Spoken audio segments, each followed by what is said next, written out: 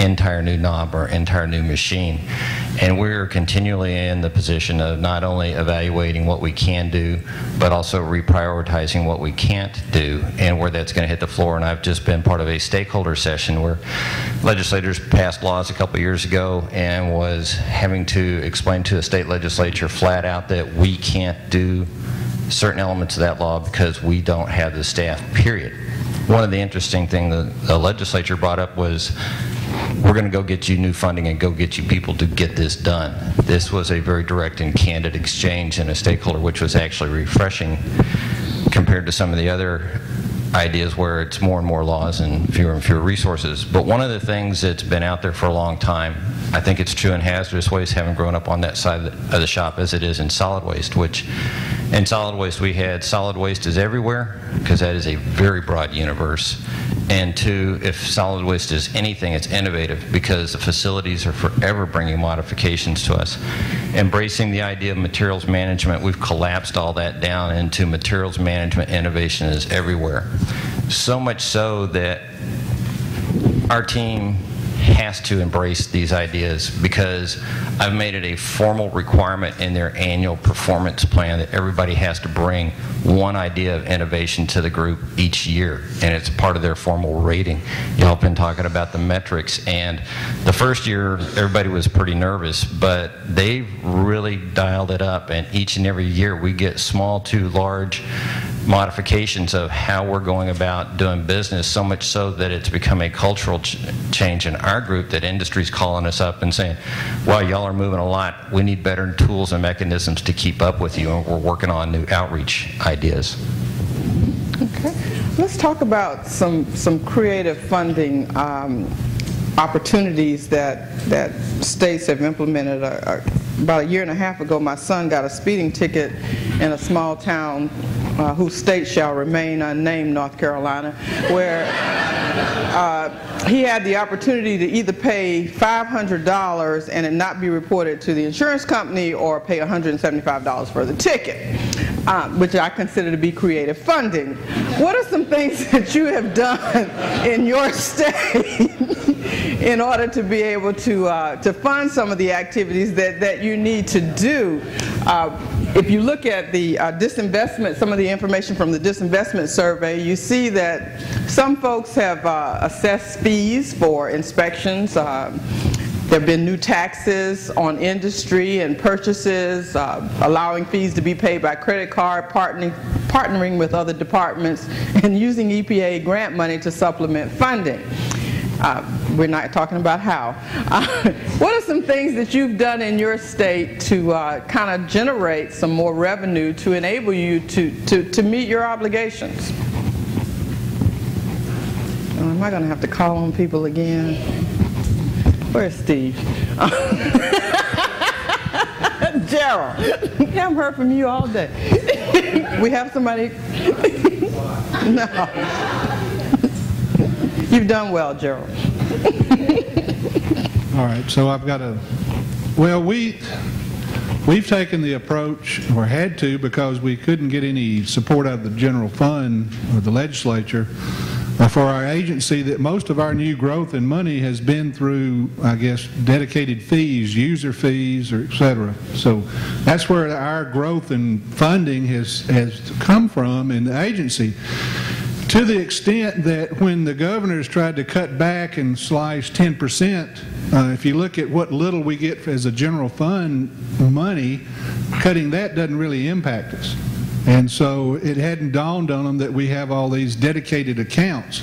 At some point, they'll probably go back and try to revise a lot of that legislation, because we do have one or two accounts that have grown in value because we can't spend it, such as trying to clean up for illegal tire dumps, cleanups.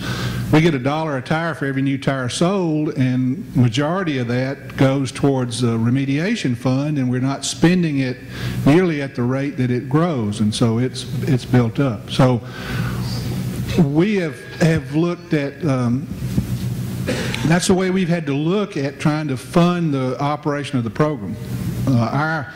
What we get from our legislature has probably been within probably $750,000 has been level for probably 7 or 8, 10 years. So we don't get any new source of funds. All right. Hi, Horacio Taula, I'm the Director of Waste Management or Land Management in Maryland. A couple of things we've done for this. One is that we were successful this year in getting a fee for coal combustion byproducts. And how do we get that done? Well, part was working with the industry, and we made a commitment that we will only bill them, send them an invoice exactly for the amount of cash that we needed to run our programs. We were able to hire 11 staff. Well, one of them is a lawyer, so it's 10 staff and a lawyer. So, but it counts, it was part of the budget. So we raised $763,000 based on the production of coal that they do, fly ash that they do in the state. And if it was beneficial use, it's exempt, they don't pay a fee. If it was taken out of state, they only pay 50%. So it was very creative, but no matter what it is, it was only going to be used for our expenditures, and they like that because they're trying to prevent cases like the previous speaker there about the tire fund. We also have a scrap tire fund that built it up all the way almost to $18 million at one time in the 90s, and we didn't have enough ideas to spend the money. So then the legislature begins raiding the fund, and then people do not like that.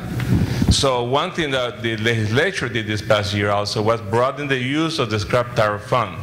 So right now in Maryland, I can use up to 50% of the scrap tire fund for other activities in my administration. So I can, whatever that activity is. And I chose, the problem I'm having now is that people are not buying tires. So while you're in Maryland, if you want to buy a tire for your car, it's only 80 cents per tire. So it's a good deal. So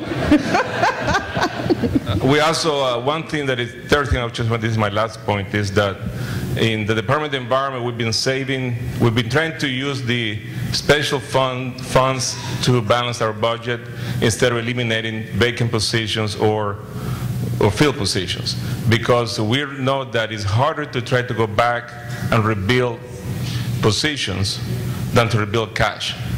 You can always rebuild cash, you can always increase funding, things like that, but it's harder to get more positions in your programs. So to the extent maximum, we have been very successful with the leadership of our secretary not to lose any position when other agencies are losing positions. Thank you. Charles? Charles Johnson with Colorado again in the solid waste. We have a three-legged stool for our support. We have no general fund. We're 100% fee-based. One is based off of tipping fee volumes, and if anybody who's tied to that in the room, you have my sympathies, because I think across the nation we've all pretty much seen a 25 to 30% drop in the last couple of years in those volumes and fees. We also have an hourly review fee that we charge, as well as we implemented a new fee back in '07. And talk about the hourly review fee briefly. I think everybody who has that type of fee needs to be looking at that real close and charging what your cost of business is. When I came into the program 5 years ago, we were charging $72.47 an hour, and it was costing us about $110 an hour for people to work, so every hour we billed, we were going in the red, flat out. It had not been changed in about 10 years, and at that time it was set in statute. Two things happened. We moved it from statute to regulation, and it went from $74.42 an hour to $125, and industry was on the wagon with that. They wanted the service. They actually supported that at the legislature.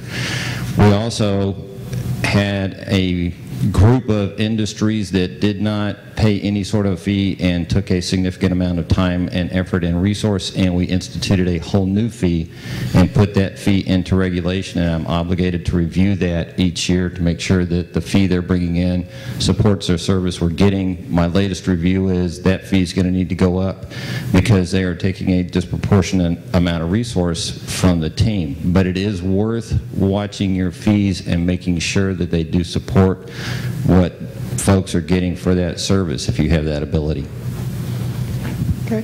Now, one of the things we did in Louisiana that was kind of good for the employees, we had a very large